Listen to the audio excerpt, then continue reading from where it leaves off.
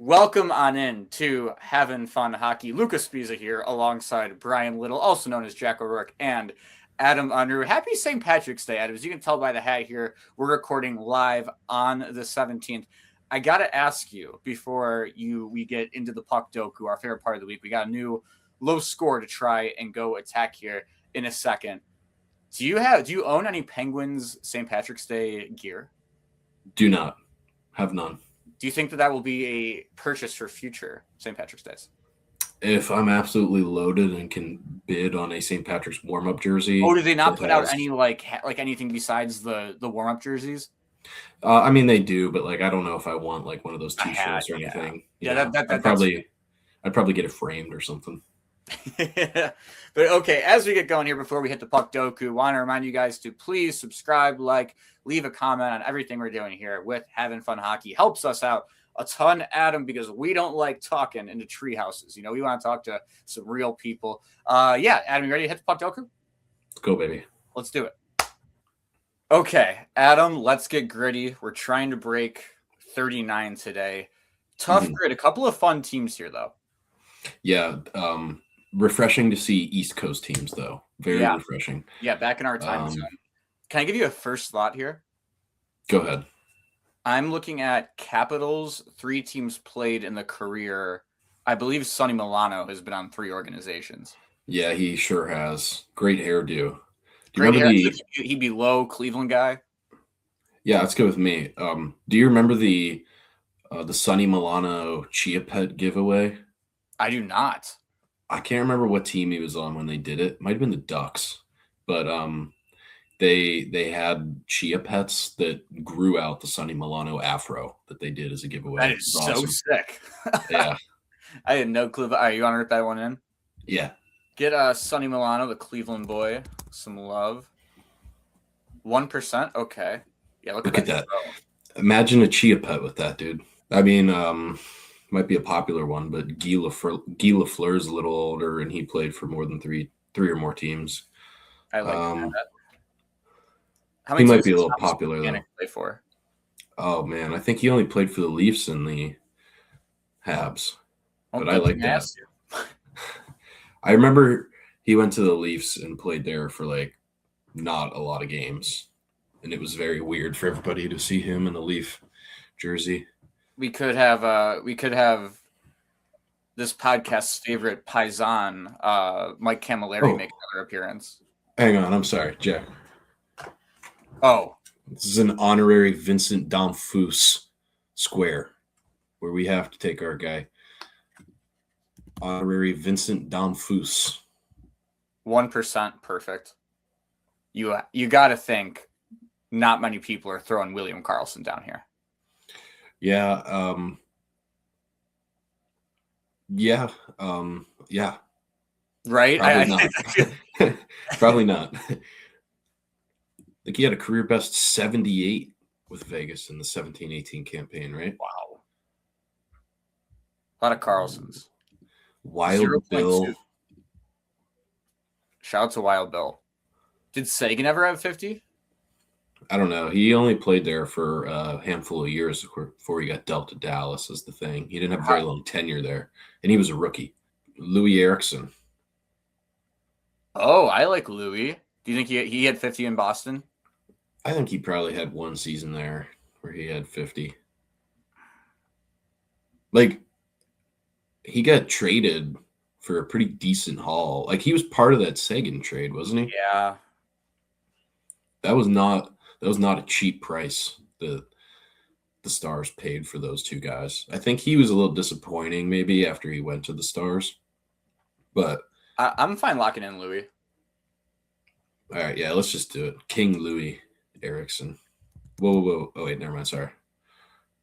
It just looked on my screen like you had typed in a different screen. A different box. 1%. Okay. Nice. I mean, this one sucks because out of respect, there is one that we could take in this location. Are you talking top left? I was thinking bottom row middle. Oh, bottom middle. Oh, absolutely. Do we take Heater? I mean, that's our guy.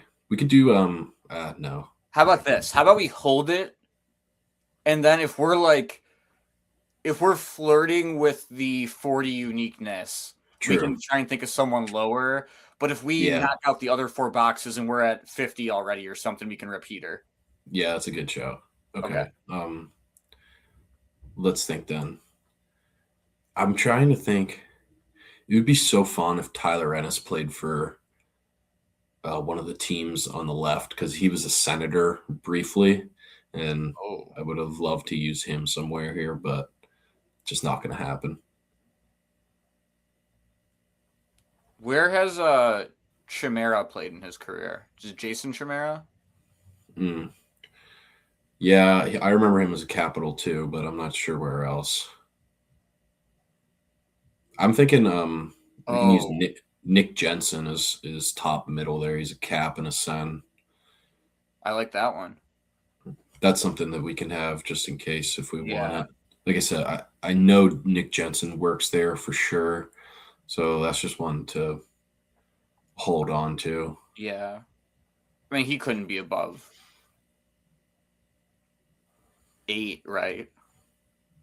No, probably not. Bobby Ryan never played for either of the teams on the left? No, he didn't. That's a good idea, though. Think about Mike Hoffman is middle. He was a Senator and a and a Hab. I don't even remember him on the Habs. Yeah, brief tenure. Now I do. Now I think about it. Brief tenure. I think he was there after he was in. Wasn't he in like a 3-way trade between, like the Sharks were involved, and they had like a whole like fake banner type thing. Like people on Twitter were like, I feel like they're like for his tenure. Yeah, he played 0 games. It was just that they facilitated the 3-way deal, something along those lines. I was gonna say, I feel like there was like a 5-year span where Hoffman and Toffoli got traded every single year. Like I just associated in my head it's like second tier point total getters. Yeah, man. Who get traded. I think Toffoli's played for a lot of teams in Canada. Yeah. I think we should go. Right? Do you want to lock in either Hoffman or Jensen? Let's do Nick Jensen. 7. Okay. Yeah, good number there. Good number. I think I said it's not going to be higher than 8, right? Mm-hmm. Yeah, that's the number that we were looking to stay under. Huge. Yeah, it is. Was Brendan Leipzig ever on the Bruins? I couldn't tell you that for certain. Did Dmitry Orlov play for the Bruins? I kind of think he did. I don't know why that one just kind of randomly popped into my mind. It sounded really right, too, to be honest with you. Yeah. There's got to be like an older one, though, here. I know. Did Adam Oates play for both those teams? I was thinking that, too, but I feel like he'd be kind of high. Just he probably would player. Be. Yeah. Zdeno Chara is probably high for that one, too. But those are 3. Chara was a Capital? Yeah. You're breaking that to me. I knew he was a Senator. No. Zdeno Chara was a Capital and an Islander as well. No shit. I think I knew Islander, actually. Yep. Definitely Capitals, though. Yeah. If we need it, Yaroslav Halak. Yep. Yaro Halak for sure. That's a good name.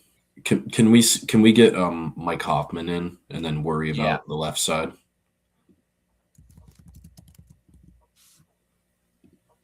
$7, okay. I can live with that. That's good. Yeah. That's actually lower than I thought it was. I was waiting to put that in because I kind of thought that would put us in jeopardy of the 40, but no, it did not.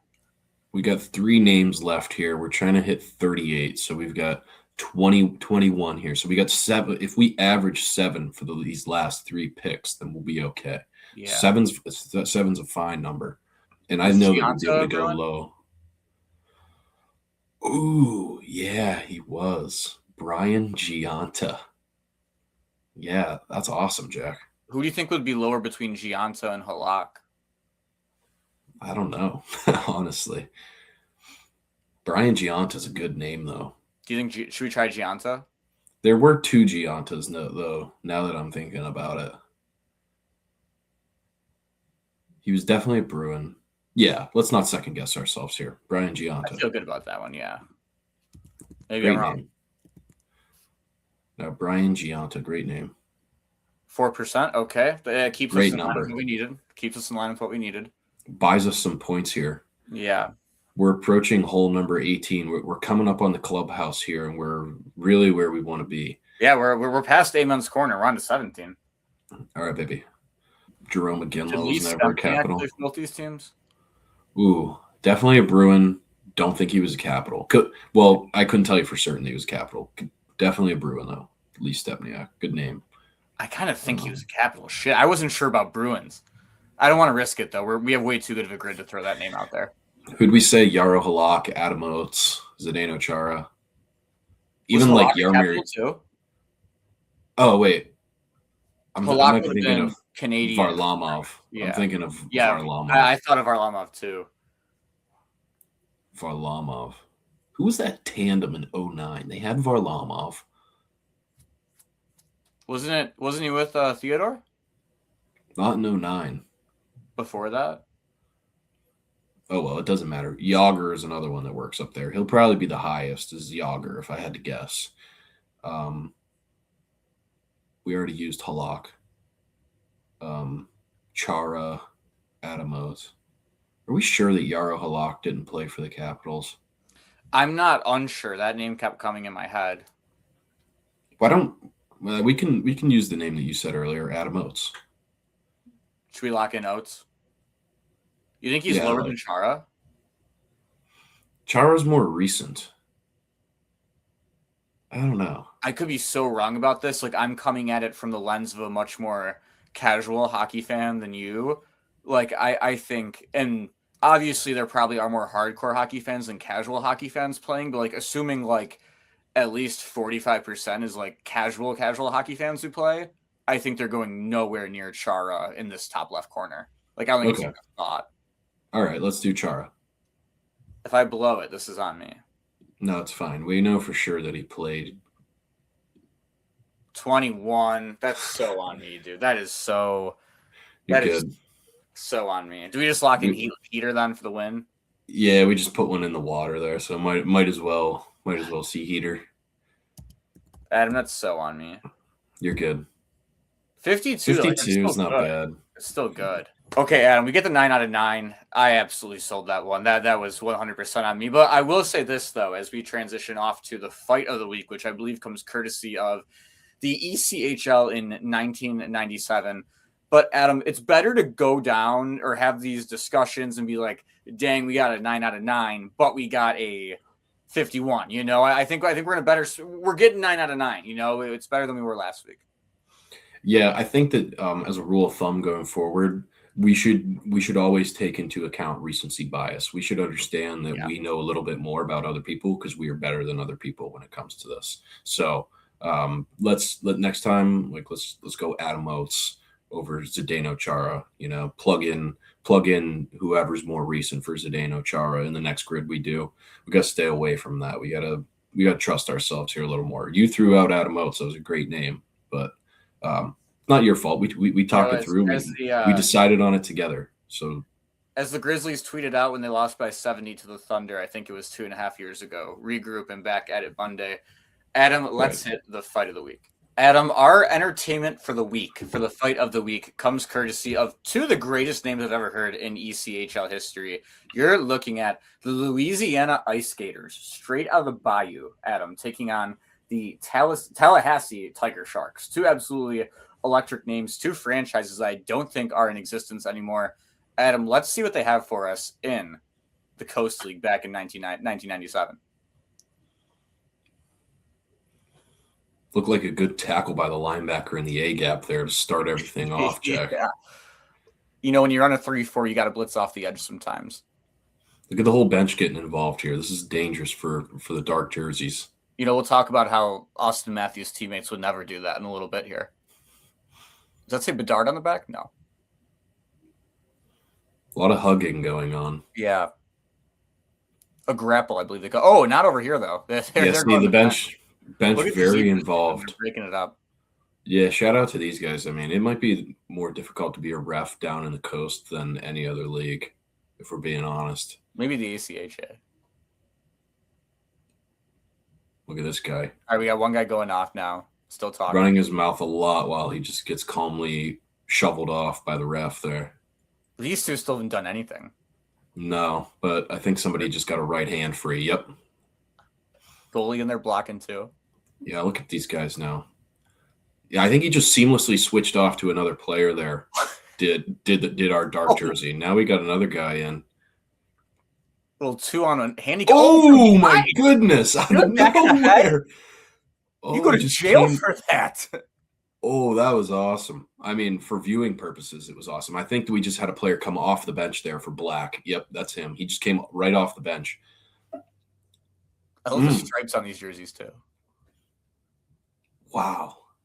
Got to have that fight strap down, Adam. Get your fight strap tied down. If you're one of these guys here.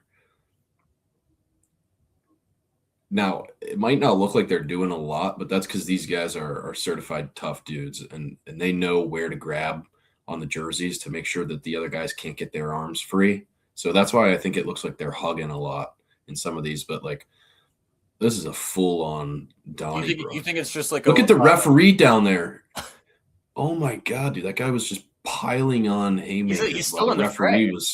Referee was like trying to like. Oh, here's the goalies. Completely shield the other guy.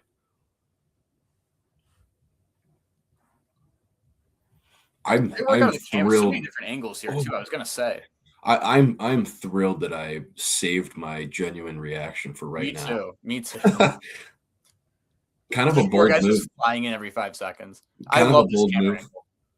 Yeah, this is great. I know the Oscars were 2 nights ago, Adam, but incredible film. Look at everybody coming off the bench now for White. That was awesome. What an awesome scene, dude. Everybody's coming off the bench for White. Look at this. Backup goalies out there too. They're not going to be able to play their next game. Everybody's going to have a 10-game sussy for coming off the bench. You know, we live in a day and age where backup goalies, when they get mad at the other team, you know, they just spit off the edge of the bench. You know, I mean, you don't get the classic backup goalie running out here anymore. Man, dude, these guys are just relentless. I feel like, Jack, back in the 97-98 season in the East Coast League, they probably ran out of tape for their cameras. Like, there was probably triple the amount of actual fighting that we saw right there that continued on after that. But I think that they probably just ran out. They probably weren't able to broadcast any more than they did. Dude, but I was going to say, out of the 3 to 4 minutes we just caught of that right there, and I said it during the video multiple times, sounding like a broken record, I am shocked by the production quality. Like just the amount of like alternate camera angles that you're getting at an ECHL broadcast in 1997 when Adam, you made a great point. It's archives at that point. Like everything after that is lost. They probably have to go scratch off the VCR and flip it to get more footage of that game out for the third period. Like ridiculous. Yeah, and it's still better than the current production that we get from the worldwide leader in sport, ESPN, or so they call themselves, absolutely. Jack. We just got Emily Kaplan. That's it. She's the queen that saves ESPN coverage at this point in time. Shout out Emily Kaplan. Adam, you want to flip it on off from the fight of the week over to the HockeyDB page of the week? Absolutely. Let's do it. Right, DB of the day. Adam, as I get this one pulled up, we're gonna go straight on through here. No jump cuts, nothing like that. We're no commercials, commercial free, just like the Olympic hockey is commercial free, right? Yeah, it was. Sure yeah, it was. Adam, tell me a little bit about, as you get a nice swig of H2O there, our man of the day. This is Mike Bossy that we're going to be looking at. 4-time Stanley Cup champion with the Islanders between the years of 1980 and 1983, whenever they won 1, 2, 3, 4, as indicated by the trophies next to his respective team rosters there on our DB of the day. Very nice touch from the folks over at HockeyDB. Reminder, folks, that HockeyDB is the official internet hockey database of Having Fun Hockey.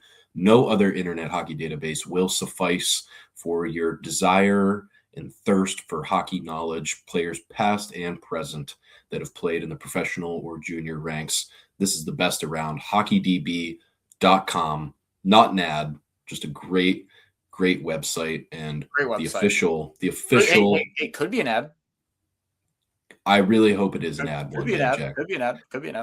Really hope it is an ad one day. Anyway, Mike Bossy, God rest his soul. He unfortunately passed away a few years ago. Believe on the same day or right around the same time, but I think it was the same day as Guy Lafleur. So two legends that we lost in quick succession there. But I mean, Jack, you're talking about a guy, again, a very satisfying DB from a viewer perspective here, right? You got one NHL team across the board, and even in his junior days, just one junior team there. Loyal whenever player. He was in the QMJHL. But like that kind of symmetry across the board is just really delightful to see. Just kind of wets your beak a little bit for more perfection to follow with this guy. You got the awards there down at the bottom, and this is something that is very interesting about a DB like Mike Bossy's. The most gentlemanly player in the league. He took it home 3 times, Jack, which great representation for the league. He's just a great player. No other.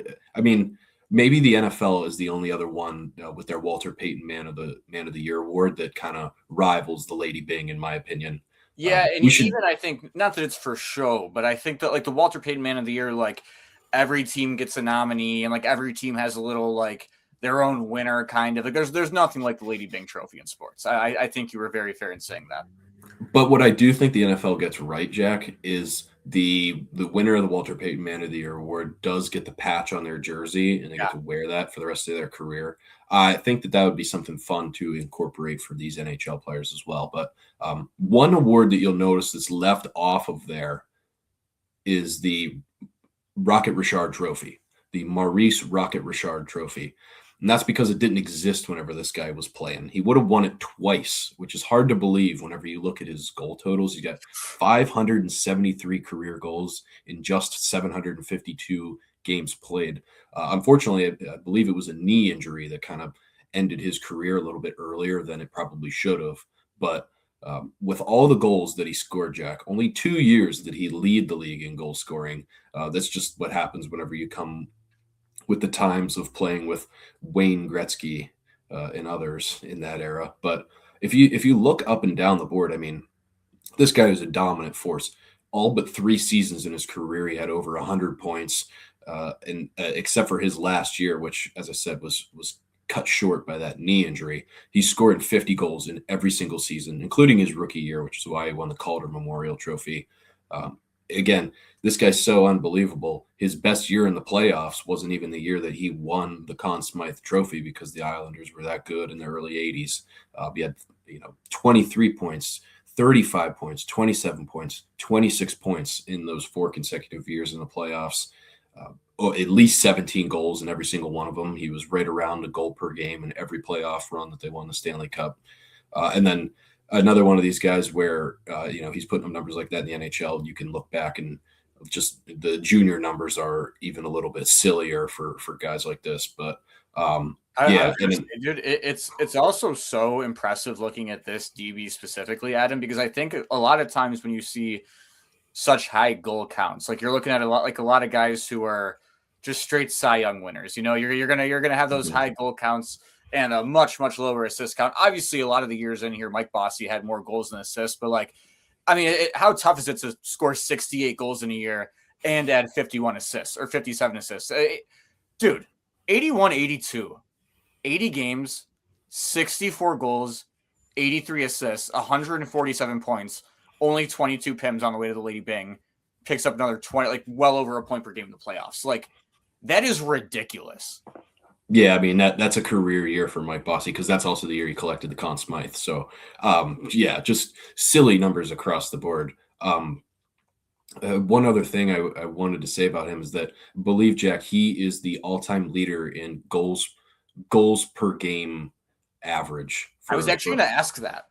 For all NHL players. He leads all NHL players in goals per game average. So it's a shame that his career got cut short the way that it did, but he is number 1 in that category. And, another thing about Mike Bossy too is, people remember whenever Wayne Gretzky scored 50 goals in 39 games and that how big of a deal that was. It was the whole 50 and 39. He was the fastest guy to ever get to 50 goals in a season. Well, the guy's record that he had to break to obtain that title for himself belonged to Mike Bossy.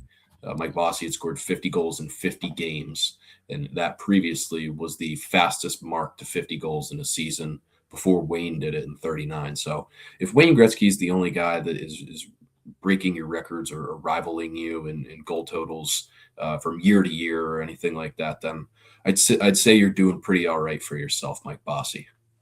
Yeah, absolutely. Only 6 foot tall, 185 pounds too. Not the biggest dude in the world. A ridiculous. I mean, dude, I mean, obviously, I knew he was a ridiculous goal scorer, but I didn't know he was just doing this at him. I mean, there's some ridiculous stuff on here. I mean, like I said, like the guy scored 50 goals in every season he played, except for his last one, which was cut short by injury. Yeah, and he didn't really necessarily. He didn't necessarily have the healthiest seasons before that either. Like you can see in the 83-84 season, he only played 67 games that year. Still tucked 51. Still found a way to get to that 50 number. Game. I mean, it's just crazy, man. He hell of a hockey player, Mike Bossy. People need to understand the level of goal scoring capability, but also, like you said, just a damn good hockey player. He put points up, and he was a winner too. So shout out to Mike Bossy. Today's DB of the day, Jack. Adam, you know I'm not going to let you out of the DB segment without asking you a trivia question first. Actually, you don't know that because the last 2 weeks I forgot to ask you it at the right time. So for the first time, I'm going to ask you it at the right moment. Adam, there are 4. You're going to know this one. There are 4 visorless players remaining in the NHL at this moment in time. Can you give me them? All right. Well, recently, Milan Lucic was one of these guys, but he's playing over in like England or something now. But give me Zach Bogosian as one. And actually, is Jamie Benn still on this list? I believe he started the year without a visor. Jamie Benn is still on this list. I think he might have one now, though. Oh, wow. But at the beginning of the season, he did not. So Jamie Benn is number 2. Ryan Reeves would be number 3. Mm-hmm. And my personal favorite, Jack, this would be the Factor, Ryan O'Reilly out in Nashville doing his thing. The Factor, no visor, 4,500 bucket. I mean, Adam, I think you're perfect still on the trivia questions as well. So, I mean, there's something to be said about that. Time for the good guy of the week as we transition over. Only 2 candidates this week, but it's a much stronger week than last week when we had Bailey the Lion winning for switching out a jersey number. So, you know, there's a bit more of a serious good guy of the week, Adam, this week. So 2 candidates for you. The first one, the United States sled hockey team, 5-peating now, finishing off the 3 gold medals for the United States teams that were sent over to the Winter Olympics, which is very, very cool. Jack Wallace walking away with a hat trick and an assist in that one, a 4-point game. So that is finalist number 1. Any thoughts? Did you get to catch the game at all? Did you see anything outside just like the 3 for the USA? Is Jack Wallace the player for the US who's now the all-time leader in Olympic sled hockey scoring, Jack? I think I saw that. I am not sure, but I mean, based off of a 4-point gold medal game, you got to think that he's a pretty good candidate for it. If not, yeah, I think so. And he's also a 5-time Olympian now too. Maybe. Yeah, that's ridiculous. I apologize. There's only so many in history who've done that across any version of hockey, right? Like maybe like a Teemu Selanne. I don't know how many others. Yeah, I'm not exactly sure. But it's impressive, very impressive to compete in that many Olympics and also hold a record now for not just USA hockey, sled hockey, but just all sled hockey Olympians of all time. So shout out to the US. US is a complete wagon, Jack. The fact that them and the women's team in the sled hockey over in Milan won gold means that the US has completed a sweep of unknown magnitude previous to this year, which is now men's and women's gold in the Olympic ice hockey and the world championships as well. I'm probably missing something in there too, but every gold medal that you can own in hockey in the last calendar year belongs to the United States in one fashion or another. So Yeah, They I can mean, keep their 4 nations. They can have that every time if they want. If you get gold medal, in my opinion, we'll get to some international hockey later, Adam. But the other candidate for good guy of the week this week is Colin Dorgan, which is one of the saddest, craziest, wildest, tear-jerking stories you're going to find anywhere. Not just in sports. Colin's family were sadly some of the victims of a shooting at a hockey rink up in Rhode Island last month. It was, I believe, 3 family members. And I believe he was injured throughout a portion of the season. Like maybe it wasn't, outside of the unspeakable loss and like what is going on with his family, a kind of the season that he didn't quite want to have on the ice in the first place, only scored 1 goal in the regular season, comes out, has 2 goals in their Rhode Island co-op quarterfinal, gets out on the ice in overtime, goes down and buries a breakaway in the semifinal to send his team to the state championship, which I believe they have not played yet. I think that's actually coming up. It might be tomorrow, I want to say. I thought I had the date, but I don't think it's been played yet. That is one of the coolest stories of all time. I mean, it's one of those things where like you don't know if it's like meant to be in a way. Like if you remember like when Jose Fernandez passed away for the Marlins and D Gordon goes out and hits his first home run in like 9 million years the next day on like the second pitch of the game. Like it's just that's such a cool story. I'm sure you caught that as well. Yeah, we might have to change the name of the segment in some fashion, Jack, because like how can you even put a label on something like this other than just like it's the hockey gods, right? Like Yeah. I know you're talking about D Gordon, like D Gordon talked about how he never hit a ball that far in his life before he hit that ball out on the day that they played after Jose Fernandez had passed away. And he was talking about how, God was with him or something. I don't know what you believe in, but anybody believes in, but there's got to be some kind of hockey gods out there. Like this might just be like the hockey gods of the week or something. I don't even know. I'll be completely honest. I mean, I saw the news about what had happened up in Rhode Island around the time that it occurred, but I'm just not the type of guy who reads through articles like that, Jack. I try to keep my life as positive as I can. And, a headline like that was enough for me to know. So I didn't really dig too deep into it. But whenever stuff like this happens, it finds a way of getting in front of you. And so whenever Colin did score the overtime winner in his team's last game there to push him on to the state finals, did see that highlight come up across my feed. And so, I mean, what the hell are we going to do? Try to sit here and pretend like we know anything that this kid's going through? Absolutely not. But just a hell of a job by the kid. I mean, at the end of the day, Jack, I don't want to liken any kind of personal situation that we or anybody else has had to what this kid's trying to go through. But I think the beautiful thing about hockey is that, it's a place for all of us to kind of get away at the end of the day. I know that there's been times in my life where the rink is, kind of your safe spot. And it's a place where you can go and forget about everything else. And whenever you're out there, it's no different than the first time that you ever laced them up. And you can just go out and you can play hockey, baby. So I hope that that's all he was thinking about every time that he showed up to the rink after that. And, at the end of the day, you can always just go out there and play. And that's the beautiful thing about our sport and hockey. And so what an unbelievable moment for Colin. He's got the patch on his jersey to honor his family too. Love their threads, by the way. Yeah. But yeah, I mean, just kind of like spooky in a good way whenever stuff like that happens, man. Yeah. Happened to the right guy. So, I'll be shocked if he doesn't find a way to come up big for his team again here in their next game, just after everything that's already happened. So, I don't know if you got anything else.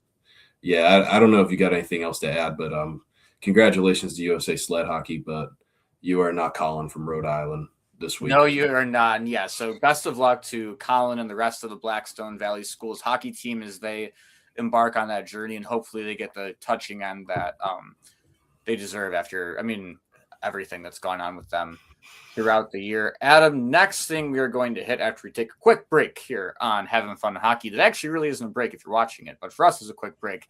Jersey of the Week, rolling out a new segment, Adam. I'm very excited about this one.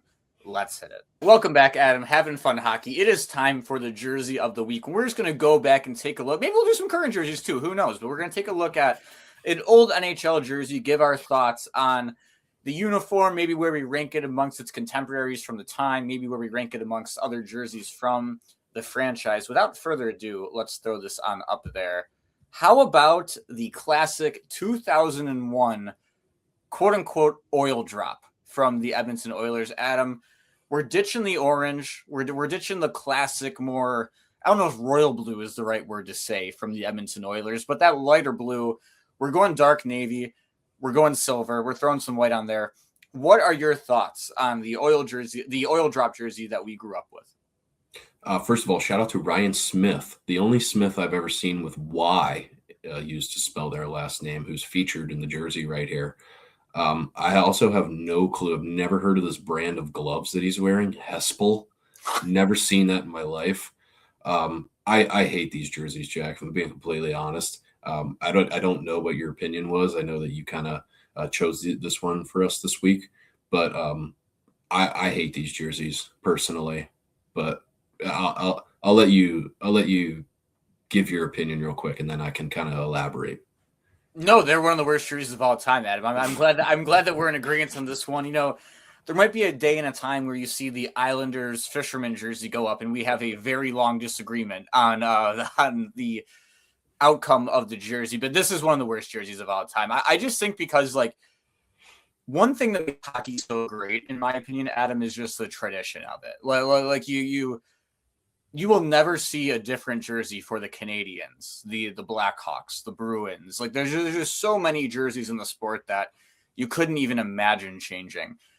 I know the Oilers weren't in their original 6 team. They came in with the WHL expansion and all that stuff, but they have such iconic colors. You know, you win all those cups with Gretzky and Messier. Like there are sometimes, Adam, in sports where I think you see teams like, okay, like the Cavs with LeBron. Like we just had LeBron here. Now LeBron's gone. So, hey, we're going to scrap our colors and like do a whole new, this isn't LeBron's team. This is the Cleveland Cavaliers. Like, I don't think the Oilers lost Gretzky the year before this came out. I think this is just like a very ugly product of its time.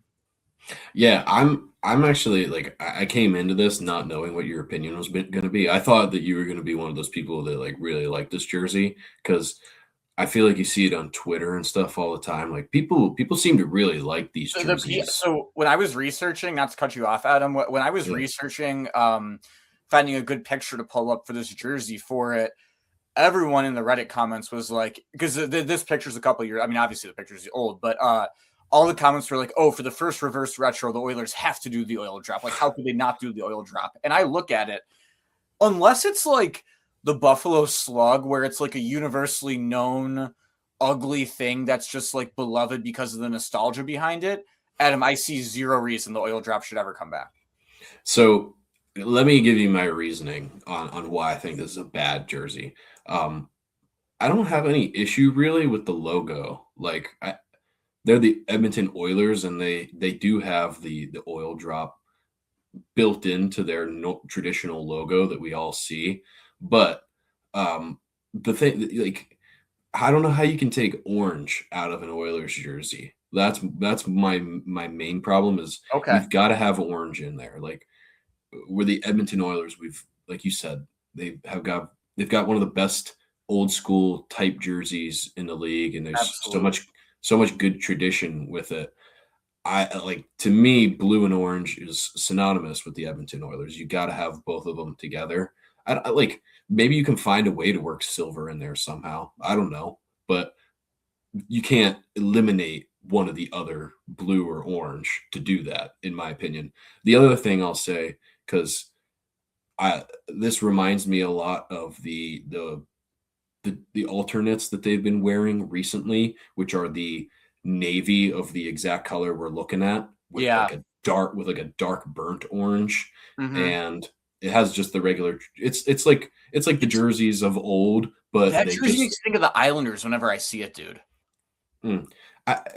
My point in all of this is to say that this one has no orange at all, but even some of the current jerseys that they wear, the dark navy blue and the dark burnt orange just do not look good on the Oilers, in my opinion. They need to just be that nice royal blue with the orange to help it pop. They've got an unbelievable logo with it already. There's just simply no need to mess with that. And if you want to do something to switch things up, then do what they do and roll with those all orange jerseys for an alternate. That's fine by me. But just this navy is ugly to me. I don't like it. I'm going to try and give you a live pull up on another Oilers jersey because I want your thoughts on a comparative scale.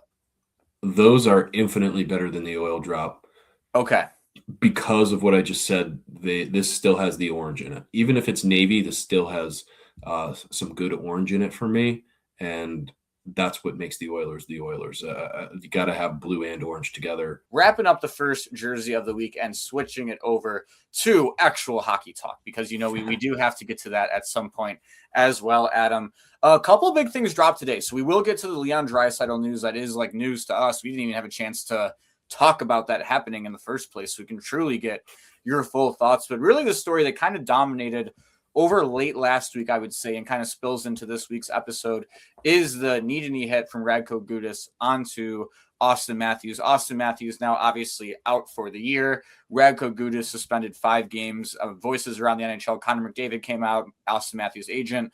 A lot of people giving backlash to Radko Gudas and his suspension.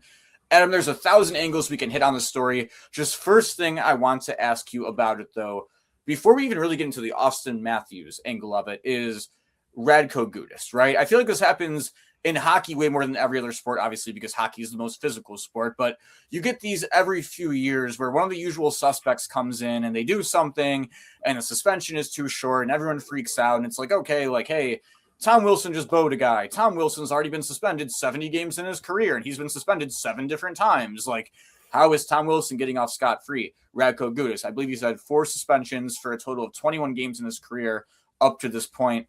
Adam, is it wild for Radko Gudas to not even get to the possible in-person conversation for the NHL to give the suspension to go over 5 games? Well, I like that you brought up the fact that he didn't even make it to an in-person hearing, Jack, because that is a big caveat whenever it comes to dishing out suspensions. Now, I'm not a CBA expert or anything, but when you have a hearing via the phone and not in person, like Radko Gudas had for this, it means that the maximum that you can get suspended is 5 games, which ultimately ended up being what he was dished out for the hit on Matthews. Look, there's a lot of different angles that you can take on this, I think. I'll I'll just kind of break it down for you in how I kind of approach it, just because I'm a big fan of Elliot Friedman. He's the best to ever do it, maybe the best that we'll ever see in our lifetime do it, Jack. But he talked on 32 Thoughts this week, his podcast there with Sportsnet, just about how people are enraged about how Gudas only got 5 games. They think it should be more. But he went back and looked, I think, in the last 20 years, we'll call it just loosely, at what kind of penalty was given out for similar type of actions by players, like I said, in the last 20 or so years. He said that only 3 or 4 guys who have been suspended for knee-on-knee hits have gotten 4 or more games for it. So when you look back at precedent and how the league has handled this before, and I apologize for not having the examples off the top of my head right now, but those types of knee-on-knee suspensions don't typically carry 5 games like he got. So when you look at it on paper in that way, he did technically get a little bit more than the average, which I think would probably be news to some people because, like you said, Jack, he's got quite a history of being suspended, and also it's still fresh in everybody's mind what happened at the Olympics with the fact that he had hurt Crosby during that. Now, Crosby did say in an interview after he got back from the Olympics that he had no issue with the hit from Gudas. I do think that one was different than what we saw with Matthews. Sure. Do you agree with that? No, yeah, 100%. Yeah, I think that the issue here, Jack, and like I said, that was kind of the initial thought that my mind went to, is like, let's see what Elliot has to say about it. And I like that he pulled examples and gave us the context of the fact that 5 games is actually kind of a lot for guys who do have knee-on-knee hits like this. But on the other hand, there's the fan perspective, and like that's you what I said, want to get into. So I guess if I can ask you this then, because I totally agree with the sentiment of where you're coming from 100%. Like if you're looking at past knee-to-knee collisions or hits, whether it's intentional or not, whatever, guys who get suspended. Yeah, I mean, it's tough for me to sit here and be like, yeah, Adam, throw the book at him, give him 20 games, even though everyone else has 5. But at the same time, and again, like I don't know the exact scenarios. I mean, I don't know who was the person that was on the wrong side of the knee to knee in the past. But I think when you're at this point right now, and again, like if every single time, every single organization in the world succumbed to outside pressure, we'd be in a much different place right now. Don't get me wrong. Mm-hmm. I think you have a chance to set a new precedent, though, at the same time. Like, if you're in a situation where you can tell clear as day that he stuck his knee out, like he tried to injure one of the stars of the league, a guy that was just the captain for Team USA when they won a gold medal. And yes, I know that theoretically it shouldn't change based off of who's the guy that gets hit, but it's a little bit tough for me to sit here and be like, yeah, maybe after you injure a guy like Auston Matthews, it's a huge international story. Shit, you got 2 countries, Canada and the USA. I'm a little shocked it didn't end up at least going to an in-person hearing. So there was the possibility, because what I could have seen is like the classic in sports. Hey, we're going to suspend you for 12.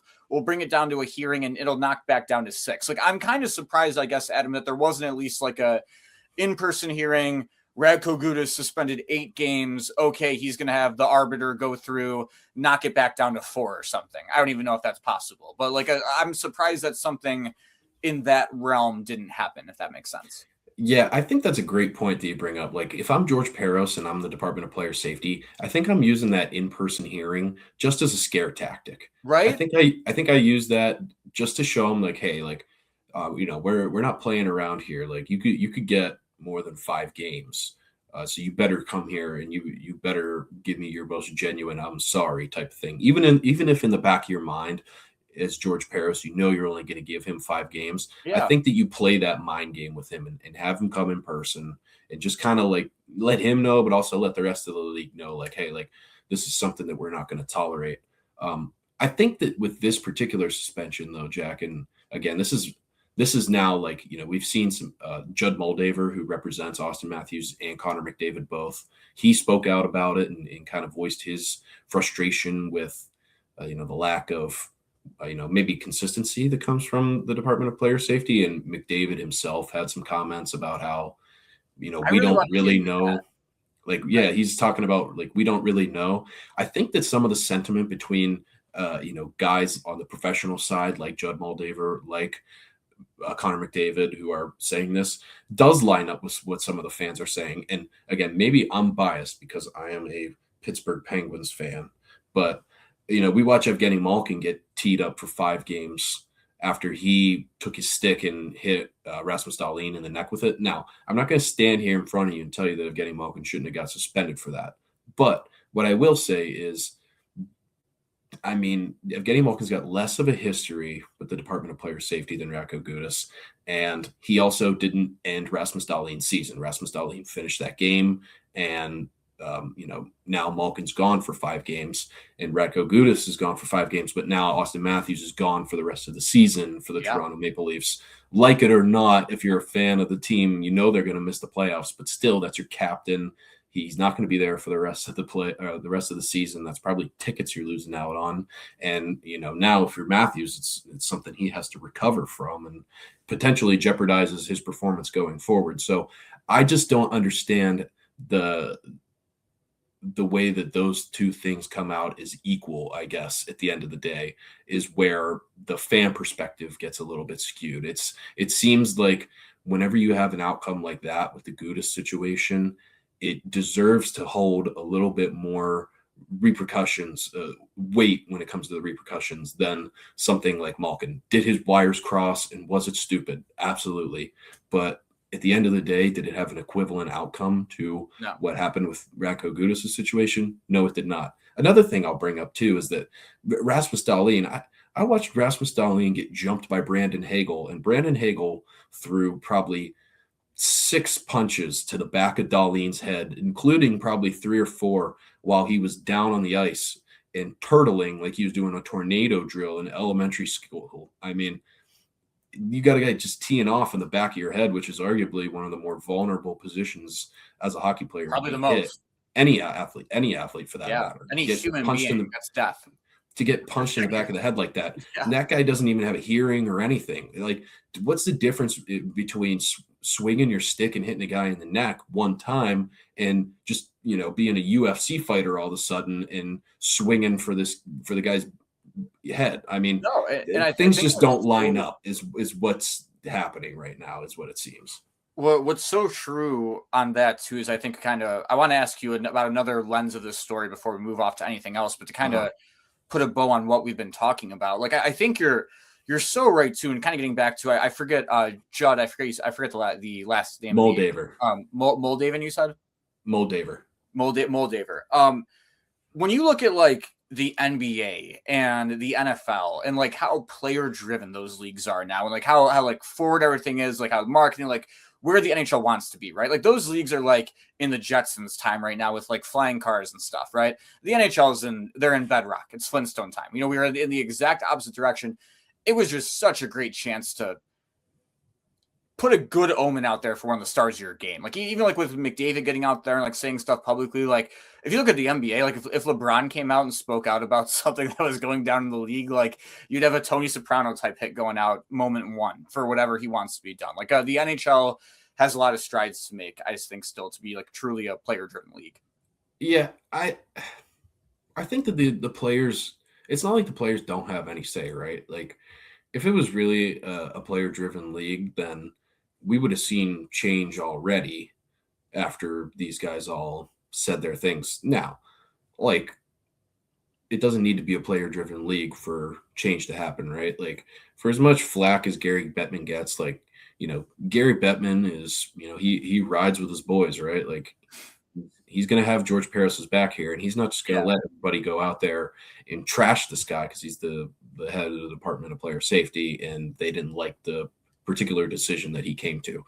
I think that this is probably, Jack, what you would just call an inflection point for the Department of Player Safety and Gary Bettman, and I'm sure that it's something that they'll reflect hard on. I know that George Parros spoke today at the GM meetings down in Florida. I didn't get a chance to read in depth on it yet, but I think he basically came out and said, we hear what you guys are saying, and we have a tough job too, and it's not that easy, and we try our best to be as judicial and fair as we can whenever we make these decisions. So I think he said that if he was on the other side of it, like he'd be saying the exact same thing. Like if he was Auston Matthews' agent, like that he totally understands the viewpoint.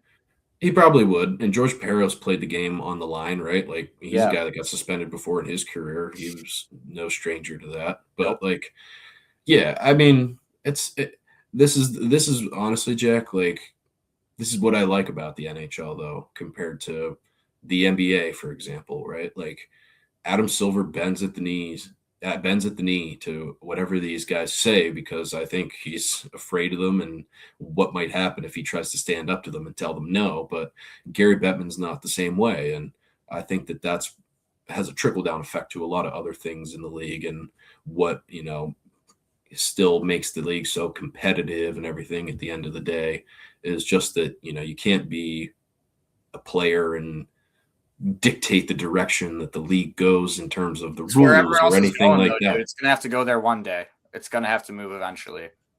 We'll see. If it's to ever be as sustainable as these other sports, as sad as it is. Yeah, we'll see. That's a topic for another. This is a good July 10th topic.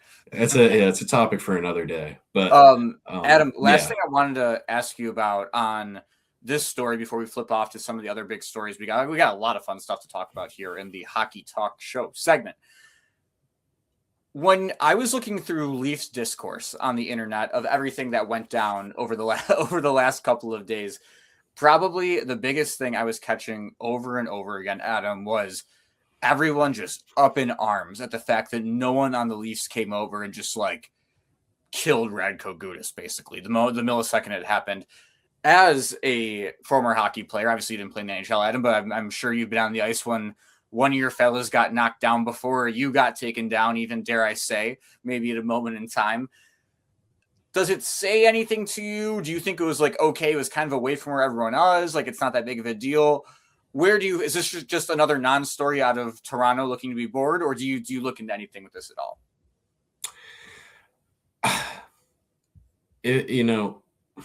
I think that it's a terrible look for Toronto, right?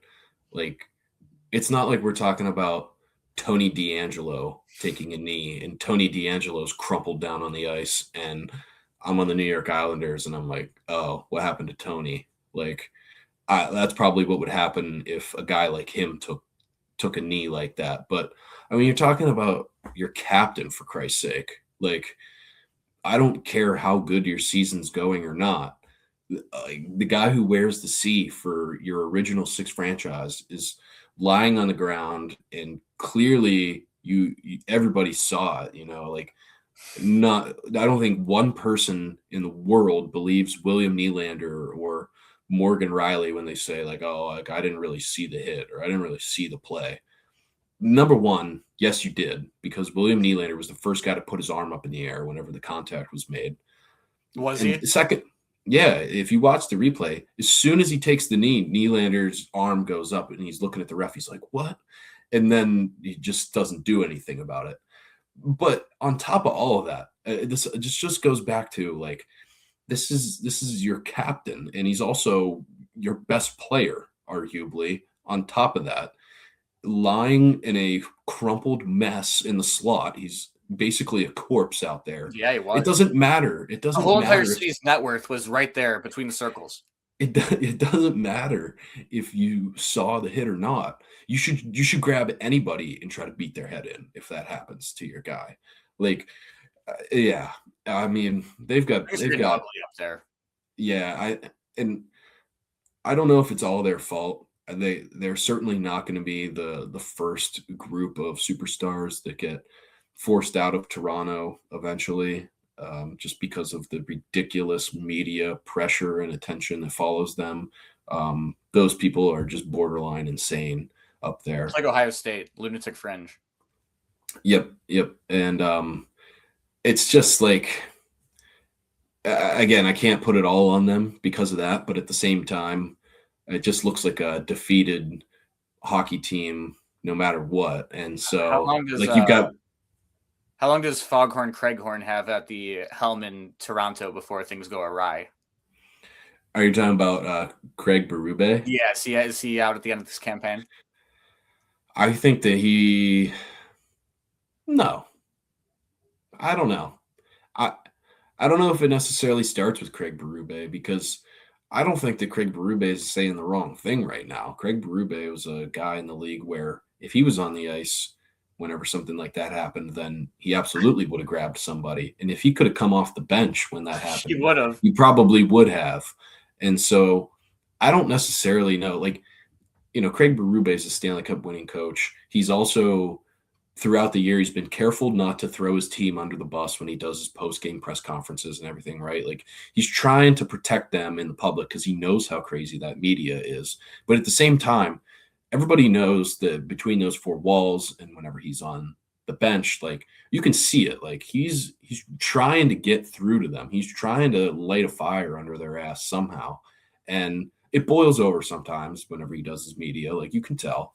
But I think that I wouldn't put it squarely on him. He might fall victim just to what's happened out on the ice this year. Like, that wouldn't surprise me if they are left with no choice but to fire him and get. That's kind of more what I was getting at a little bit, kind of like in the way that you see almost the whole entire AFC North in football, actually, kind of. I mean, I know that there was lots of resignation letters that went out and stuff like that, but we kind of all can read between the lines on how literally Harbaugh, Tomlin, and Stefanski all left town. It's not that it's a bad coach there. It's just that it's either get rid of the whole entire team or try a new voice based off of where you're at in your window at that point in time. And that's just like ultimately what sadly happens to really good coaches all the time in sports, really. Like I actually feel very vindicated in this. You might totally disagree with me. This might just sidetrack the whole entire show. I shouted from the mountaintops that it was not Todd McClellan's fault in LA. And just seeing that, just like dumpster fire parlay year over year just makes me so happy. Not that whole entire division, short of the Anaheim Ducks, isn't a dumpster fire at any given moment in time. But before we get out to the Pacific again, Adam, another big thing that was announced this week is the 2028 World Cup of Hockey. Where were the games at? Do you see where the games are at? The round robin games are played in Prague of Czechia, okay. And then I think actually maybe there and also Calgary. So I think there's 2 spots for kind of the round robin type games, Prague, Czech Republic, and then Calgary, and then the kind of playoff rounds and final are in Edmonton. So 2 things I wanted to ask you about in terms of the World Cup of Hockey before we hit some other stuff going around in the hockey world today. First one, Adam, I didn't even want to put this on the show sheet. I wanted to get your live reacts thought on this one. I'm sure you've seen some discourse out there in the universe somewhere. When the World Cup of Hockey rolls around in 2028, so what part A to the question, will Sidney Crosby be captaining Team Canada in 2028 at the World Cup of Hockey? And question 1A/B is, if it is not Sidney Crosby in 2028, who will be wearing the C for Canada? I think that as long as he's on that roster, he still gets it. Just it's a rite of passage at this point for him, just because he's won everything with Canada, and by the time they get to that World Cup of Hockey in 2028, there won't have been another Olympics by then. They'll just play those World Championships that they do every summer with the IIHF, and so it'll be him if he's on that roster. And if, fingers crossed, he has a clean bill of health in the next couple of years, I don't think there's anything kind of holding him back from being able to make that team again. He has kind of proven that he can produce at every age that he's played in his career so far. In the unfortunate scenario that he's not on that team, though, Jack, then it's Connor McDavid. You already saw it. He wore the C at the Olympics. So he's the most talented player in the world. And by 2028, he will more than likely still be the most talented player in the world. So he'll want to win. That'll be the first real major type of tournament for them to play in since the Olympics we just saw. And so it'll be his if it's not Crosby. You think Auston is the American captain when this rolls around in 2028? Yeah, I do. Okay. I was curious about that because I was wondering if he was a candidate to get passed over at some point in time, possibly. Yeah, I know we talked about this one. What if Jack Hughes rolls out, wins the Hart next year or something, and then you got okay, this guy just won the Hart. He's scored the biggest goal in American history this century. How do we not put it on his chest? I think the hockey guys are just different than other sports. That's why. Yeah. Okay. It kind of goes back to our good guy of the week segment. Auston Matthews captained the team to the Olympic gold medal. And I know I talked about it during that episode that we did right after the Olympics. The amount of Auston Matthews disrespect is way too high for my liking because that guy's a hell of a player. And I mean, we just saw it. He's a winner now. Because I think a lot of people kind of just not you see, you do see on the internet all the time. Oh, he only carries this half the ice. No, he forechecks it. He plays hard. That guy's a hell of a player, and Jack Hughes would be the first guy probably to tell you that Auston Matthews should still be the captain of that team in 2028. It doesn't matter that Jack Hughes scored the golden goal or what he may or may not do between now and when they play that tournament. Just because you're the most talented player out there doesn't mean that you are the guy who should be the captain of the team. I think that guys respect Auston Matthews, and he got the C in the first place for a reason, and so he'll keep it. I don't see that changing. Other thing I wanted to hit on with you for the World Cup of Hockey, Adam, I wish, actually, just hand up full transparency, I don't have the day-to-day workings of what's going on in Ukraine at the moment. I'm not totally privy of what's going on with the Russians and the Ukrainians at this exact moment in time. But 2 years down the road, I think it's been, 5 or 6 years since Russians have played internationally in hockey, right? chance you're seeing Russia roll back into competitive sports. A couple of countries have already come out and said that they would not play if Russia was an active member for the 2028 World Cup of Hockey. Do you have any takes on Russia possibly returning? Do you think this is something that could happen? Do you think that other countries ultimately would pull out? Like, where's your headset on this? Did you say that other countries have said that they will not play if Russia's involved? Yes, it is. Sweden, Czechia. It might be Finland, actually. In Finland? Okay. It might be who's had a ton of international success recently, obviously. Yeah, so here's the thing. We'll figure out how serious those countries are about that statement, and I would venture that they are probably pretty serious about it. I don't think they say those words lightly. Not a poli-sci major, just a hockey guy, but they don't strike me as playing around when they say that, and it sucks, right? Like, when you talk about it purely from a hockey perspective, like, you would love to have guys from Russia involved in this because we know how good they are, right? Like, at the end of the day, hockey's about the competition of the sport, and those guys add in such a high level of competition every time that they go out there. And so that's what people want, and they'll miss from not having them there. But at the same time, right, like, sometimes it's bigger than just hockey, whether we like it or not. And at the end of the day, Jack, you and I are two assholes talking about it on our laptops here, and Gary Bettman's got bigger fish to fry. Yes, and so I think that if Gary Bettman can have Finland and Sweden and Czechia play in the tournament and there's no Russia, then I think that Gary will live with that, and he'll find someone else to fill in that spot rather than lose out on three of those teams to have Russia play and invite further controversy, right? It's just probably doesn't seem like the smartest thing. And again, who the hell knows what might change between then and now? But I just think that probably a lot. probably a lot. But yeah, Gary's just, he's too calculated to lose out on three great hockey countries just for the sake of having like a 37-year-old Artemi Panarin and company. I mean, he did stick a hockey team in Arizona for 25 years just because he thought it would work. Yeah, a little bit different than. Yeah, I know. He can hold his ground a little bit, Well, he's a stubborn bastard. Yes, if he wants the Ruskies to play, the Ruskies will play. Exactly. Next thing going down in the NHL right now, news broke today: Leon Draisaitl out for the year.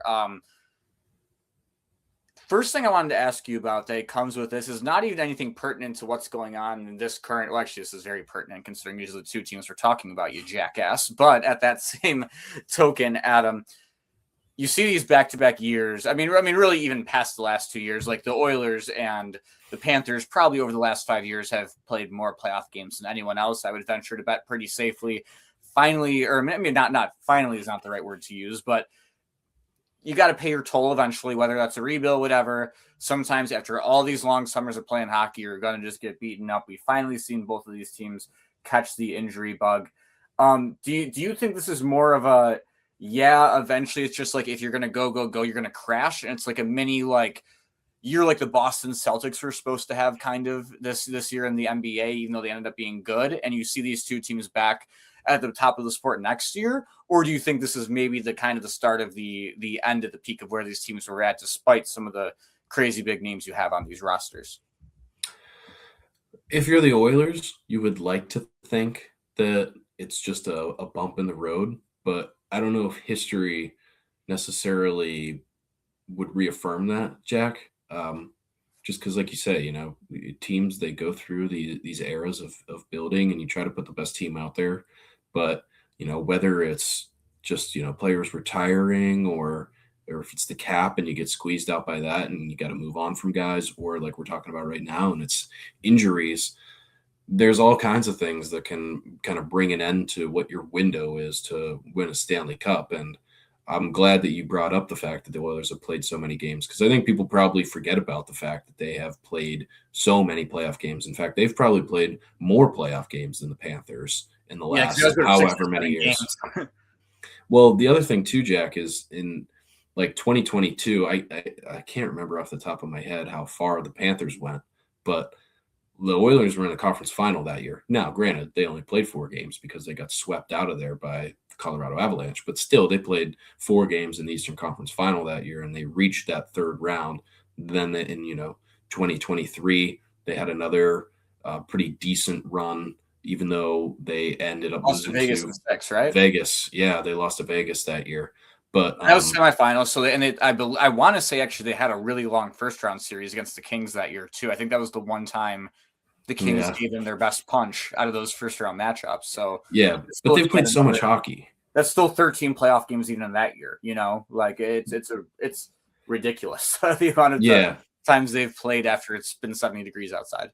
Right. Now, when you play that much hockey, right, like guys might just get like tired, right? Like it can be what happens. It's really tough to play 82 games in a full playoff run in one season as it is, but when you compound that over a stretch of 4 or so years, then it does get really difficult. And I'm not saying that guarantees injuries, or that's why Leon Draisaitl got injured a couple days ago, but I think it certainly makes you more prone to stuff like that, unfortunately. And it looked like a harmless play, honestly, whenever he did get hit. He took that hit from Ozzy Weisblatt, and I think that it might just be Jack because there's no glass right there by the bench. Like, he didn't have anything to lean on, and so he kind of his hip instead of his shoulder. Usually, you just lean on the glass, and you can kind of the glass has some nice give to it there. You just kind of bounce off of it if you know how to take a hit the right way, and he couldn't do that. There's no glass there by the bench, and so his hip, or maybe his rib, either way, right in the midsection there, it just kind of leans over the dasher of the boards, and it sucks, man. Like, that's just the way she goes sometimes, though. But I mean, I don't know. I didn't really like the response from the Oilers out of it. I don't know if that's where you were going with this, but yeah, I'll let you finish up what you got here. Well, no, I was going to ask you along the lines of just the fallout of the Draisaitl injury. I was thinking next week maybe we take a deeper look into the wild chases in the West and East right now, because I think things are going to open up in the West a little bit now because of this. So you can really take some more time to dive deeper into that. But do you anticipate, obviously, we were talking before this happened, like, hey, is this kind of a down year for the Oilers? Like, is it worth it? Like, of what assets they even have left, how worth it is it to really push hard at the deadline to go and make a win now again type of move? Do you think the Oilers kind of go off into the dust after this in a way where I think like the Lightning have really struggled since that wild game against the Sabres, whatever that was, a week or two that we talked about it, week or two ago that we talked about it? Like, do you think the Oilers just kind of fall off here and go boom out of it? Or do you think they can stabilize enough in a wild young Pacific to still fight their way in and then see what happens?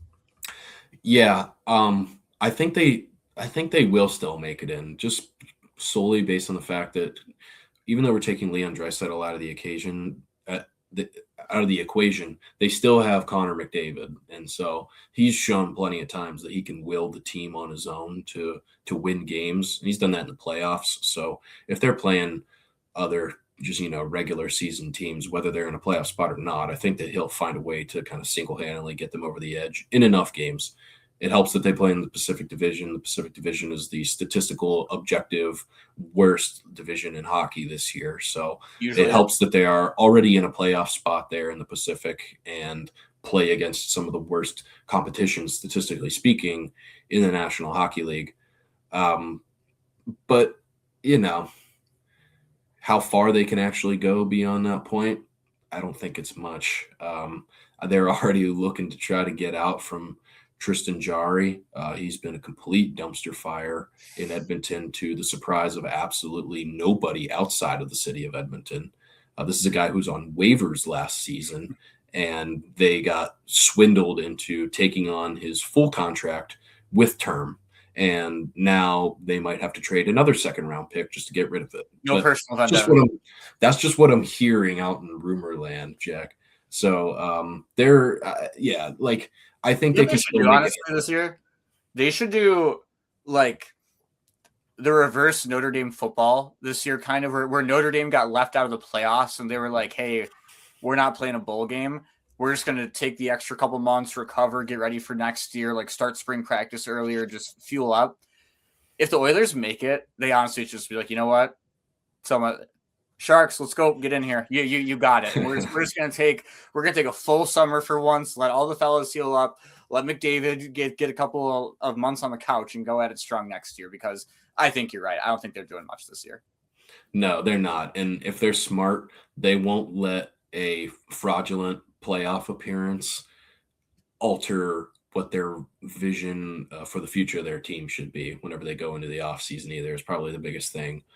You absolutely have to get some kind of goaltending help if you're the Oilers, and do anything for the love of God to shore up your blue line. Find a way to get rid of that Darnell Nurse contract in some way or another. Even if you sometimes you see this argument from Oilers fans where it's like, well, Darnell's like, he's not even playing bad. He's not even playing bad. It's not about the fact that Darnell's not playing bad. It's about the fact that Darnell's not playing at a $9.25 million cap hit level, right? We're talking about a guy who gets paid more than Cale Makar with his AAV, Jack. Yeah, you heard me right. And Darnell doesn't play like Cale Makar. No, he doesn't. It doesn't matter how much damage control he's doing back there in terms of his own statistics relative to maybe previous seasons. But he's certainly not playing at the number that you're paying him. And so find a way to get out from underneath that. Leon and Connor will continue to score 1 billion points every season like they do en route to some kind of dramatic, playoff loss. But they're always going to be playoff losses until you get them any kind of help on the other end, because they're not particularly studs whenever it comes to defense on their own. So you've got to have a way to play some kind of team defense, and you'll just continue to lose if you don't have decent goaltending and any kind of defensive core. So yeah, they should just focus on that this offseason. You made a great point. And not to turn this into a baseball show at any point in time, but when you talked about making the playoffs does not equate changing your offseason plans, that is the reason the Cleveland Guardians have been stuck in the exact same spot for the last 10 years, because every single year we play 500 baseball for 4.5 months and then just go like all hell breaks loose and we go 30-5 to end the year every single time. They just don't change anything. And it's just the most infuriating because they keep doing it. I digress. Regardless, on a total opposite hemisphere from the Cleveland Guardians, the Vancouver Canucks are building a new practice facility. Adam, I didn't even know about this. You brought this to my attention, and you have a great thought here that I want to unpack and get into with you. Top 3 ideal practice facility amenities, and I love the way amenities is just a great word. I thought that was an excellent verbiage from you as well, Adam. You go first. If you are donating to the Floyd E. Stefanski Ice Center at Gilmore Academy, a new practice facility for John Carroll, right where the baseball fields are, what are the top 3 things you're putting in that thing? So the first thing I'll say is that I know this is kind of like a running joke, I feel like, among people who are in the Vancouver Canucks fandom, just like the fact they have like the most god-awful practice type situation in the league because they don't have something really in place like this already. But this is probably perfect timing for them, given that they're now the worst team in the league. Like now that they're like the worst team in the league,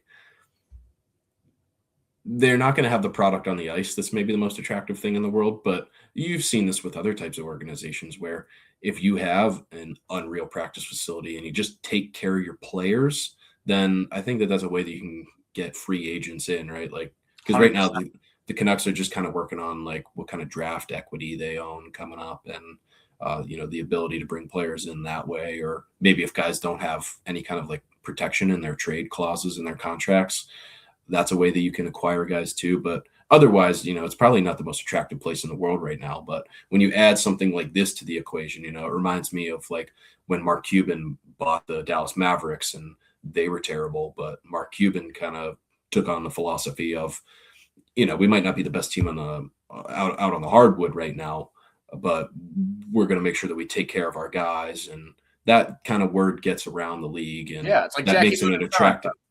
Yeah, it makes it an attractive place to play for guys. So, yeah, if I'm Teddy Bluger on the Vancouver Canucks right now, and I'm looking at Jim Rutherford, I'm telling him, I'm a pending UFA coming up here, and if you want me to stay in Vancouver, what are 3 things that I better have at this practice facility? And I'm curious to see if we have any kind of crossover here, Jack. Okay. Number 1 for me is that there's got to be a team chef that is at the practice facility. Okay. That was going to be up there for me. Depending on what time I skate, I was gonna just go pasta bar. I wasn't even gonna go chef. I was just going pasta bar. Pasta bar. Yeah. See, like you can't be eating spaghetti at like 9:30 in the morning if you've got like an 11 o'clock noon skate, right? Like we're talking like making me like omelets like to order, that type of thing, right? Maybe I'm a guy similar to how I am right now who really doesn't enjoy cooking for myself. Then maybe I can just kind of like scoop something and take it home for me after practice, right? Like I think that would be tremendous if I had a chef that was there to cook. The other thing is, probably everybody has these nowadays, but like a cold tub, like a sauna and cold tub type situation. I think that would be absolutely splendid. Love hitting a little cold tub after a skate. That one feels really nice. And then I think also I want a player's lounge, and I think this is another popular thing, right? But like kind of like the MLB clubhouse type vibe, right? Where we've got we've got personal chairs for everybody, right? Like everybody's leaning back in their spinny swivel chairs. Like a big like dry locker room almost. Yeah, like everybody's got their spinny chairs and we're hanging out there. There's TVs everywhere, ping pong table, all that kind of stuff, right? Like I just don't want to go home after my skate for a little bit. Like I just want to hang out for a little bit. Or I get there early, right? Like I get there early and I'm just kind of just loosening up on the ping pong table. Like I'm from South Korea getting ready for a nice Olympic run, right? Like I'm getting really over top of the ball. I'm putting a lot of top spin on it. You got to hit down on that. Yeah, I'm getting over top of the ball, really, really spinning that thing. And I've got, every March Madness game that I'm betting on, not, of course, if I'm in the NHL, but Parlay Pinto, shout out Parlay Pinto. I like TVs everywhere, just a good hangout space. I think that's my top 3. No, Adam, that is a very strong list. I don't know if I'm able to beat that.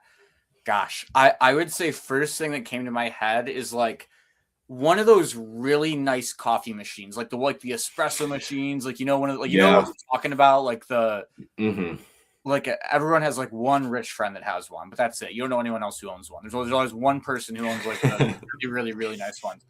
Need one of those in the rink. I would like to have that too. I'd like to have that out there. That would be nice to have. I didn't have it on my list, but that would be cool. I think all the boys need a coffee before or after practice. Like that'd be cool. It's going to be something that's crucial. Yeah, Team Chef was a great call. I'm not going to steal that one from you. I don't want to put that one in there, but I think that was an incredible shout. Really, just my hankering for pasta at the moment might just be up there, but I was thinking pasta bar specifically. Next one, and this is like so small, so niche. I would venture to bet that every single NHL, AHL, and ECHL practice facility already has this. Like, this is just like, I've always been so amused by this machine my whole entire life as someone who did not play hockey. That cool machine where you can stick your gloves on it and it dries your gloves off between periods. I think that is just like one of the dopest inventions of all time that you don't really get to talk about often. So give me the glove dry off machine. That's nice. That's really nice. I'd like to add an honorable mention too. I would just like if there's an ample supply of gum in the building as well. Oh, that's a good one. Gum is a good one. I'm going to say for the last one, because honestly, my 3-hole probably would have been like, I probably would have gone specifically one game, but I would have said like a ping pong, having a PS5 in there, whatever, like this game's air hockey, like bubble hockey, the classics, Also, that's a great thing to have because it's a built-in excuse for the organization. Like you look at our good friend John Harbaugh over at the Ravens last year. Hey, we come out of the gate 1-5, no more pinball machines. It's always good. You always got to have a built-in excuse in anything you're doing in life. So it's good to have one of those at the practice facility so you can get rid of it. Gosh, yeah, that probably would be my last one. So I'm gonna go with like a very nice speaker, because at the end of the day, like I think there's nothing more fun than just, and they all have one, but just like a very nice like Bose sound system. Make sure the boys are rocking at all moments. Like everyone's having fun, chill vibes. Like gotta have everyone loose. So I would say a big nice speaker as well would be something I would throw in there, Adam. Yeah, and like if I'm you, Jack, like I don't want like what we're all used to of like just a speaker like sitting in the middle of the room between all the boys. Like you said, I want like some kind of like Bose sound system that like I just connect to Bluetooth and it's like surround sound in the entire room. And that's how you got to do it. Yeah. No, absolutely. That is the way to go. Adam, a couple of news and notes before we get out of here for the week. Again, we'll be back on next Wednesday at 8 a.m. Make sure to like, subscribe, comment, all that good stuff. Helps us out a ton. And the more and more people do that, the less and less tin cans and tree houses that Lucas Spiza and Brian Little talk into. Adam, Nikita Kucherov playing some very strong hockey. I heard you got some thoughts on number 86. What are you taking away from him in the Lightning? Yeah, I'm taking a peek down at the official Internet Hockey Database of the show right now. This is HockeyDB, but he's been on just a kind of ridiculous tear here, not just this season, but really like every year. But it's kind of like the talk of the season's been like that 2-horse race, kind of at the top of McDavid and McKinnon, and who's going to end up winning the Art Ross Trophy at the end of the year. And I mean, Kucherov has just gone absolutely banana lands recently, and all of a sudden he is only 8 points behind Connor McStupid for number one. I mean, the thing with Kucherov is that he's only 8 points behind, and he's played 7 less games than McDavid, and he's only 4 points behind McKinnon, and he's played 4 less games than McKinnon. So only 61 games played, 106 points for Kucherov. I'm not going to sit here and pretend like Kucherov's like, maybe the all-around type of player that some of these other guys in the league are, but you can't deny that the numbers that he puts up year over year are just absolutely silly. He reminds me of a guy about that too, Adam. As someone who has to spend all of their time on the other 3 major sports, working in a Cleveland sports media market, when you're talking out these numbers, Adam, like just a couple games less, but 8 games less played, 8 less points, right? I didn't have to think in my head, can he qualify for awards because he decided to play his professional sport enough this season? Yeah. Great thing about the NHL. You don't have to worry about guys reaching a game count to qualify for awards. But back to you, bench side. Yeah. No, I saw that Joel Embiid finally hit the same number of games missed as games played in his career recently in that same vein. But shout out Kucherov. He's eclipsed the 100 point mark again for the 6th time in his career, Jack. One off Mike Bossy. Yeah, true. Shout out Mike Bossy, DB of the day. Kucherov, to me, Jack, is one of those guys where when you look at the career he's had, he's been so good his entire career, from the QMJHL and beyond now to the point that he's at in the NHL, where on paper he's listed as 32 years old. I really feel in my heart of hearts that he's one of these guys similar to maybe a Dominican Republic Little League baseball player that's 2 years older than he really is letting on. Former Cleveland Indian, Cleveland Guardian pitcher Fausto Carmona. That was only an alias when he came in second in the Cy Young voting, and I think it was 2008. Real name Roberto Hernandez Heredia, and he was in fact 6 years older than he said he was, Adam. Yeah, exactly. That's kind of the vibe I get from Kucherov. Yep. Doesn't take away from the fact that he's an unreal player. Ovi's like 48, and he's still scoring as many goals as he wants in the NHL. I think my hot take for you is that Kucherov will outpace McKinnon in points by the time we get to the end of the season. I think that's my prediction. The Avalanche are not as sound as they were at the beginning of the season right now. So they're on world beater pace to start the year. Yeah, but Kucherov's on a madman tear right now. So I think he's going to finish second and give McDavid a run for his money up at 1. especially now that Leon's not there. That's a good point as well. Adam, I believe Kirill Kaprizov took over that was just the goal record, not the point total for the Minnesota Wild franchise a few weeks ago, right?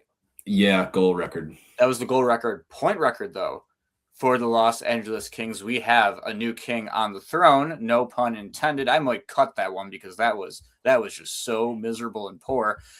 1308 and counting for Anze Kopitar. Adam passing Marcel Dion, who, in my opinion, maybe one of the more slept on names in hockey history. I think when you look at maybe just the general, who are the 10 big names you think of before 1985 in the sport of hockey? Maybe he doesn't get on a lot of those lists. Maybe he should be on some of those lists. Adam, what are your thoughts on Anze Kopitar passing and taking over the Kings record for points in a career? Yeah, well, shout out Marcel Dion as well. You said maybe slept on. It's not a maybe. He certainly is. He's a top 10 scorer in National Hockey League history.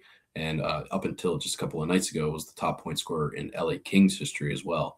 But yeah, it's 1,307 points he had with the Kings, and Kopitar passed that. He's now got more than 1,308, especially after the routing of the Rangers that they just had recently. But yeah, he's just an all-time king. And I mean, he might not make the playoffs this year in what is his farewell season, which would really suck, right? Because we talked at length about how that division is really just wide open for anybody, and they just haven't been able to grab it by the horns and sneak into a top 3 spot there yet. But whether that happens or not, I think that this is something that we might look back on if they don't make it and be able to kind of say okay, Anze Kopitar had his moment really as a king in this final season, right? He's been able to get all the kind of the formalities everywhere, being honored, and maybe in his last game that he plays in certain buildings. But to have your name at the top of a franchise list like that is pretty remarkable stuff. So good for Anze Kopitar. That was really cool. And I know it was more, or I guess Ovi was the big whenever you think Dark Visor, you're probably thinking Ovi one in terms of guys to rock it over the course of their career at some point in time. Anze Kopitar, just one of those guys who from the first time you saw him, the first time you watched him play hockey, obviously he's not just gonna go down and dangle and score and then hop off the ice and not care about the other end of the ice, or I got my 2 points for the night, I'm good. I can look at the girls in the stands during the third period. A guy who always played the game the right way, just looks so cool doing it, a legend of the sport. Really, yeah. Point totals don't exactly add up. They do to some extent, obviously, if you're the Kings' all-time point holder, but maybe not the all-time illustrious numbers. Well, he's a 2-time Cup champ for a reason. So happy you brought up the tinted visor. Tinted visor is so awesome. He has always rocked that. You're absolutely right. But yeah, just a lot of teams passed on him in his draft. He got drafted in 2005, but he's from Slovenia, and I don't think people really knew what to think about him because of that. And I just remember him looking so cool in the Slovenia 19 colored jerseys back in the day. I wanted to be a Slovenia fan because of him when I was little. He was so man. Cool.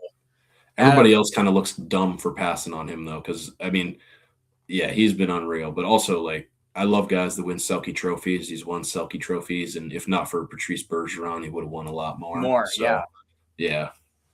Last one of the day. So one thing that I think we haven't really done a full segment on yet at any point in time, but I think we've talked about on the show, at least for a little bit of length on multiple episodes now, is just the development of young players in the NHL and how things are going across the board. A few weeks ago, we talked about the Flyers, the Players podcast, our rivals, the Players podcast. Going to throw that out there now. And then Blue Jackets, the Blue Jackets have drafted in the top 10 and then traded young guys. It seems 10. They've probably traded as many first-round picks as Vegas, in a way, except they didn't get Eichel, Stone, and Hurdle in return for it. Lafreniere, a guy who's been up and down. Obviously, I think it was his third year in the league, maybe, is when he kind of had a mini breakout. People thought, I think he might have had a 60, 65-point season. I could be wrong about that, or somewhere around there. Adam, please correct me if I'm wrong. Takes away the NHL's first star of the week honor this week. Rangers, obviously, there's not a whole ton really to write home about. we're already rebuilding. The rebuild is the second letter run out in New York Rangers infamy in the last couple of months now it's been. Do you anticipate an upswing for Lafreniere maybe through the rest of his Rangers tenure? I mean, he's a name who's always like seemingly been one of those like maybe he'll be switched out to another place and maybe he'll find his legs in the second place he's in, or do you think that maybe he can still find it up on Broadway? Well, he's certainly a good enough player to where he's, like you said, he's shown flashes of this kind of stuff. Like, I think he's definitely got that in the tank still. So I would not put that past him. I think the question, Jack, is just if he stays there. Like, the fact of the matter is that the Rangers are trying to retool on the fly, and he just happens to be probably one of the more valuable chips that they own right now. And so they, at the end of the day, might set themselves up a lot better in the future if they were to move on from him in some capacity. Now, Chris Drury hasn't necessarily shown the greatest skill in acquiring top-end, draft capital and prospects in return for his blue chip pieces. But, he can always change that. He could always surprise us. I think really the Rangers are in a point right now where, like, I don't know. I look back at Lafreniere and it's just like, he's a number one overall pick, right? So it's just like automatic, lofty expectations that come with that. Not everybody is. He had a lot of hype when he came out too, which I think people forget about. Like not quite like that McDavid level or Bedard. Mm-hmm. I think those are probably the two guys that have gone 1-1 in the last 10 to 12 years now that I can remember, like for sure, no doubt about it, objectively had more hype than Lafreniere. Yeah, there's a lot of, like you said, hype, and not everybody was necessarily dealt the same hand as him. I think that the biggest thing where the Rangers kind of mismanaged what this guy is all about is I'm sure that the messaging behind the curtain was just not necessarily what it should have been for this guy, right? Like, he's already a number one overall pick. Like we said, there's so much expectations there. And so that probably had a factor in it. But like the thing is, the Rangers probably had no business getting him. They won the lottery that year to move all the way up to 1. Yeah. And so like, they were already Patrick Ewing. They were already like a playoff type team, right? Like it's so hard to come in 1-1 in those scenarios, dude. Yeah, that's the thing, right? So he's got all the personal expectation, and then there's the team expectation on top of it. Whenever you don't have the team expectation to go along with it, it makes the personal expectations a lot more achievable whenever you're a number one guy like that. I think it's part of the reason probably why we see such a nice, smooth trajectory for like a guy like Macklin Celebrini right now. Like, do I think Lafreniere is or was as good as Macklin right now, or when he was also 19 years old? No, but I think that he could have been a lot better if he was in a situation that's similar to the one that Macklin walked into, right? Like, you're 1-1 guy and the team's terrible, right? Like, you need to. You can go out there, you can play the power play, you can mess up a couple of times, you're not going to lose your spot. Like, it's just such a, because even too, like when you're getting into like, okay, it's that time of the year. Like we're rolling into April now. You got the playoffs. Like you're on the toe of the playoffs now. Like when you're looking at, okay, like maybe there's a guy like Laff, it's like, okay, like I don't know if he's like a fourth line checking guy, so we're not going to put him down there. And it's like, okay, like if you're here, like if you're playing on the third line right now, like maybe we'd rather have insert X guy in the lineup who's more of just like a grinder type of guy. Like it's just so tough to get into those type of things at that time of the year when you're coming into a scenario, and especially when you're in win now, because like that's when coaches also get to like, coaches don't care where you were drafted. They're going to put the best 12 forward, the group of 12 they can out there, you know? And it's like, it was weird because like it seemed like he was on that kids line, right? That was really good. Was like 2 or 3 years ago in the playoffs. Like it seemed like he found his stride at multiple points in time in his tenure with New York, and it just never has amounted. I don't think it's a coincidence that not one of Hedel or Capo Caco, who was also on that line with him, are not in the organization anymore. Yeah. They just like, they really kind of, pigeonholed themselves. They needed to make some tough decisions, and it seemed like they just wanted to keep everybody, right? Like the reality is, like you're saying, a guy like a Lafreniere, he's just never going to get to the point where he's going to be playing his best hockey down the line if all that's available to him is third line ice time and maybe 30 seconds of second power play unit time. Like that's a guy that just needs to play all the time. And I just don't think that they were willing to give him the type of ice time and opportunity and enable him to fail in the ways that are good for a young hockey player's growth in the National Hockey League, the way that you see with other first overall picks. I think you absolutely nailed hit the nail on the head, rather, would be that phrase. I've said that about 2,000 times in my 23-year life now to this point.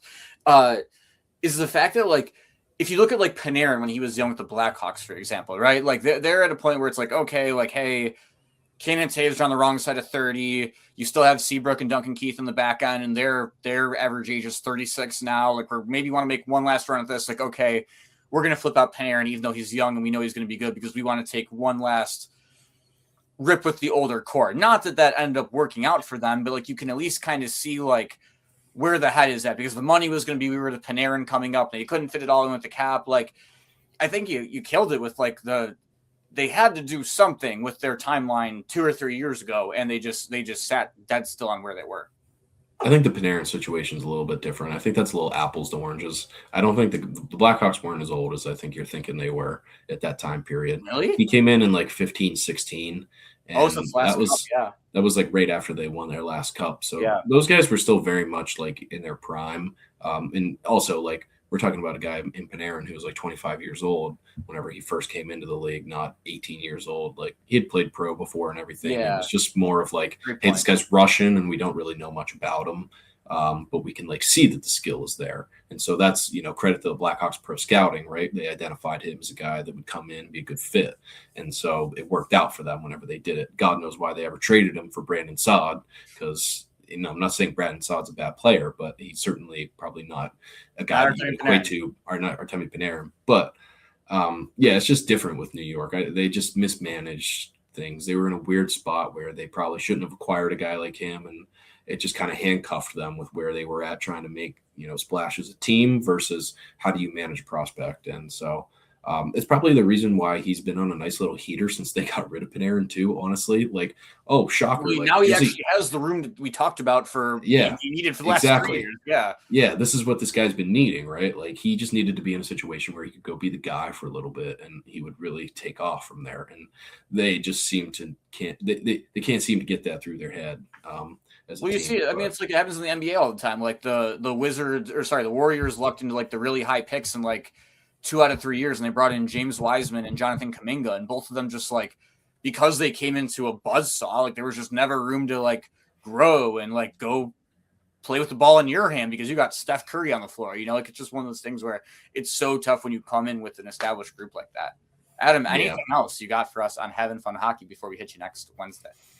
No, I'm looking forward to seeing what the playoff races look like come next week. The East is really tightened up, but we're going to give it another week before we really dive into it. Columbus has been on a heater recently, which is kind of the reason why this is a conversation now. Same with, like, Ottawa. Ottawa's finally getting a little bit of goaltending, and so they after I just shat on them last week for 10 minutes. They've kind of crept back up, man. I don't know if they'll make it in. They might have done a little bit too much damage already, but we'll see. So things are tightening up. This is the way that you want it to be down the stretch with all these teams battling, and the West is certainly very much open for the taking too. So we'll see how it goes, baby. Make sure to like, comment, and subscribe on what we're putting out. We appreciate it a ton. Helps us to make more and more content and to get more eyeballs on the content. We'll hit you next Wednesday.